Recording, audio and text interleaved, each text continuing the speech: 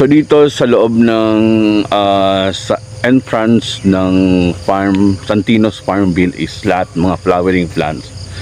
So yung mga mahilig sa o yung mga plantitas, so may enjoy na itong area na to.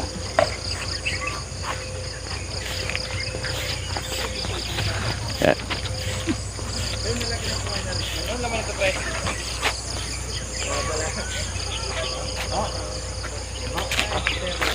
We also have stingless bees producing honey. Unfortunately, wala lang kaming harvest as of the moment. And we also produce brown eggs. Meron din po kaming tampisawan. Tampisawan is brand name. The farm is, the name of the farm is NS Villamor Farm Corporation. NS Villamor stands for Nina and Sheila Villamor. They are both from Lopez, the owners. They work in Qatar for 11 years, and nung mag-settle na po sila, nung umuwi na po sila ng Pilipinas, they dream to have this farm para makatulong sa mga small farmers.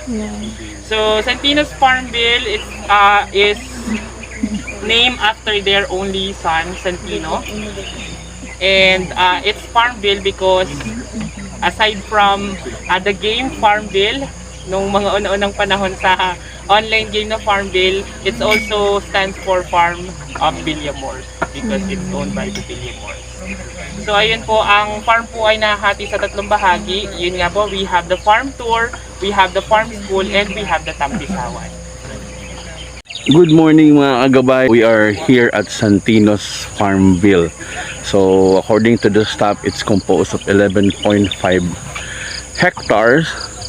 And then the farm divided into 3 parts: the farm school, the farm alone where you can go around and take pictures, and then the recreational farm where they call it tampisawan, na kung saan yung resort ay naandon. Okay, but mostly this is also served as farm school in partnership with TESDA. They offer animal production, organic farming, and agri-entrepreneurship. So